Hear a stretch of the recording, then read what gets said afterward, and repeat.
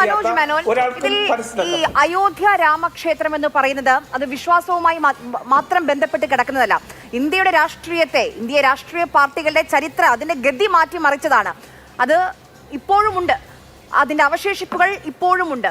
നോക്കുക, ഉത്തർപ്രദേശ് വീണ്ടും തെരഞ്ഞെടുപ്പിലേക്ക് പോകാൻ പോവുകയാണ്. ഫെബ്രുവരിയിലാണ് തെരഞ്ഞെടുപ്പ് നടക്കേണ്ടത്. ഒരുപക്ഷെ നേരത്തെയാക്കിയേക്കും എന്നുള്ള സൂചനകളൊക്കെ, വാർത്തകളൊക്കെ ഇങ്ങനെ വന്നിരുന്നു. അതോടൊപ്പം ഈ ലോക്സഭയിലുള്ള സമാജ്വാദി പാർട്ടിയിലെ അംഗങ്ങളെ, അതിൽ ആളുകളെ അടർത്തിയെടുക്കാനുള്ള ശ്രമങ്ങളും എന്ന് കേട്ടിരുന്നു. ഇനി ഒരു തെരഞ്ഞെടുപ്പിലേക്ക് പോകുമ്പോൾ ഈ കോടികളുടെ തട്ടിപ്പിന്റെ ഈ കണക്ക് അത് BJP അലട്ടില്ലേ? ആര്യ, ഈ വിഷയത്തെ രണ്ട് പ്രധാനപ്പെട്ട വിഷയവുമായിട്ട് കണക്ട് ചെയ്ത് വേണം, അല്ലെങ്കിൽ ആ രീതിയിൽ വേണം ഇതിനെ വിലയിരുത്താൻ. അതിൽ ഏറ്റവും പ്രധാനപ്പെട്ടത് അയോധ്യയിലെ രാമക്ഷേത്രം എന്ന് പറയുന്നത് രാജ്യത്തുള്ള ആയിരക്കണക്കിന് ക്ഷേത്രത്തിന് സമാനമല്ല, അല്ലെങ്കിൽ ആയിരക്കണക്കിന് ക്ഷേത്രം പോലെയല്ല അയോധ്യയിലെ രാമക്ഷേത്രം. നമ്മൾ നേരത്തെ ചർച്ച ചെയ്തതുപോലെ തന്നെ നൂറ്റാണ്ടുകൾ നീണ്ടു നിന്നിട്ടുള്ള വ്യവഹാരങ്ങൾ, അതുപോലെ രാഷ്ട്രീയ തർക്കങ്ങൾ, രാഷ്ട്രീയ പോരാട്ടങ്ങൾ, അതുപോലെ തന്നെ ഭക്തരുടെ വിശ്വാസം, അതുപോലെ മറ്റ് ആധ്യാത്മികമായ ഒരുപാട് വിഷയങ്ങൾ, അങ്ങനെ നിരവധി വിഷയങ്ങൾ ഉൾച്ചേർന്നിട്ടുള്ള ഒരു വിഷയത്തിൻ്റെ ഒരു റിസൾട്ട് അല്ലെങ്കിൽ ഫലമാണ് അയോധ്യയിലുണ്ടായിട്ടുള്ള രാമക്ഷേത്രം. അതുകൊണ്ട് മറ്റ് രാജ്യത്തുണ്ടായിട്ടുള്ള മറ്റേതെങ്കിലും ഒരു ക്ഷേത്രത്തിന് തുല്യമാണ് അയോധ്യയിലെ രാമക്ഷേത്രം എന്ന് നമുക്ക് കരുതാൻ കഴിയില്ല. അതുകൊണ്ട് തന്നെയാണ് ഇതൊരു പക്ഷേ അവിടെ ഉണ്ടായിട്ടുള്ള ചെറിയ ചലനങ്ങളോ അല്ലെങ്കിൽ വലിയ ചലനങ്ങളോ ഏറ്റവും വലിയ ചർച്ചയായിട്ട് മാറുന്നതും.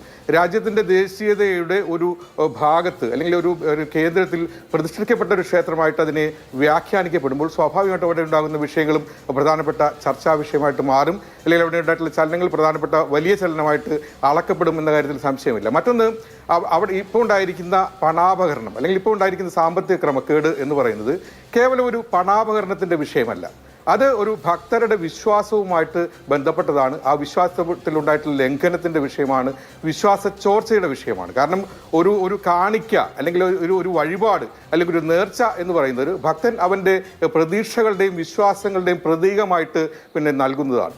അതിനെ കണക്കാക്കേണ്ടതും കൈകാര്യം ചെയ്യേണ്ടതും കേവലം ഒരു സാമ്പത്തിക ഇടപാടായിട്ടല്ല, ഒരു സാമ്പത്തിക സ്ഥാപനമായിട്ടല്ല അതിനെ പരിഗണിക്കേണ്ടത്. അതിൻ്റേതായിട്ടുള്ള മൂല്യങ്ങളുണ്ട്. ഒരു പാവപ്പെട്ടവൻ്റെ ₹1 നാണയത്തൊട്ട് മുതൽ ഒരു കോടീശ്വരൻ്റെ സ്വർണ്ണക്കട്ടി വരെ ഇതുപോലെ വഴിപാടായിട്ടോ കാണിക്കയായിട്ട് അർപ്പിക്കപ്പെടുമ്പോൾ അതിനോട് സമീപിക്കേണ്ടത് ആ വിശ്വാസത്തിൻ്റെ മൂല്യം കൂടി ചേർത്തുകൊണ്ടാണ്. അപ്പോൾ അത്തരത്തിലൊരു വിശ്വാസത്തിൻ്റെ മൂല്യത്തെ നിരുത്തരവാദപരമായിട്ട് കൈകാര്യം ചെയ്യപ്പെടാൻ പാടുണ്ടോ എന്നുള്ളതാണ് ഏറ്റവും വലിയ വിഷയം.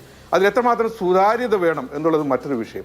അങ്ങനെ നിരവധി സങ്കീർണമായിട്ടുള്ളൊരു വിഷയങ്ങളുമായിട്ട് ചേർത്ത് വെച്ച് മാത്രമേ അയോധ്യയിലെ ഈ വിഷയത്തെ കാണാൻ കഴിയുള്ളൂ. അതിനകത്ത് ഏറ്റവും വലിയ ആര്യ സൂചിപ്പിച്ച പോലെ തന്നെ ഇന്ത്യയുടെ രാഷ്ട്രീയ ഗതിയിൽ വലിയൊരു ദിശാമാറ്റം ഉണ്ടാക്കിയ ഒന്നാണ് ഈ രാമജന്മഭൂമി പ്രക്ഷോഭം എന്ന് പറയുന്നത്. അത് വർഷങ്ങളായിട്ട് നീണ്ടുന്നതാണ്. പക്ഷേ 1990കളിൽ ഉണ്ടായിട്ടുള്ള ഈ ഇന്ത്യൻ രാഷ്ട്രീയത്തിൻ്റെ ദിശാമാറ്റത്തിൽ വലിയൊരു കേന്ദ്രബിന്ദുവായി മാറിയത് രാമജന്മഭൂമിയും അതുപോലെ തന്നെ അതിനുശേഷം ഉണ്ടായിട്ടുള്ള പിന്നീട് അതിൻ്റെ റിസൾട്ട് എന്ന നിലയിൽ ഉണ്ടായിട്ടുള്ള രാമക്ഷേത്രമാണെന്ന കാര്യത്തിൽ സംശയമില്ല.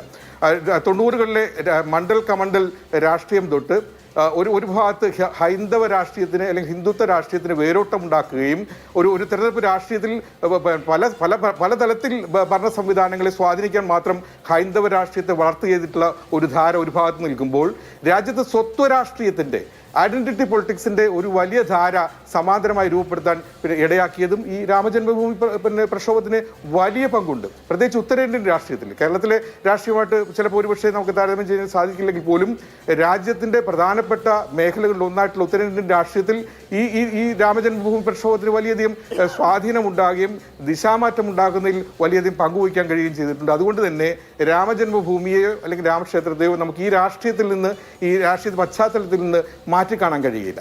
അതുകൊണ്ട് തന്നെ ആര്യ പറയുന്നത് പോലെ ഇപ്പോഴുണ്ടായിട്ടുള്ള ഈ വിഷയം ഒരുപക്ഷെ താൽക്കാലികമായ ഒരു സാമ്പത്തിക അപകട കേസിന്റെ പരിധിയിൽ നിൽക്കില്ല എന്നുള്ളത് തന്നെയാണ് നമുക്ക് വ്യാഖ്യാനിക്കേണ്ടതിലേക്ക് കാണേണ്ടത്. കാരണം ഇതിന്റെ രാഷ്ട്രീയമുണ്ട്, അല്ലെങ്കിൽ ഇതിനൊരു രാഷ്ട്രീയ സ്വാധീനമുണ്ട്.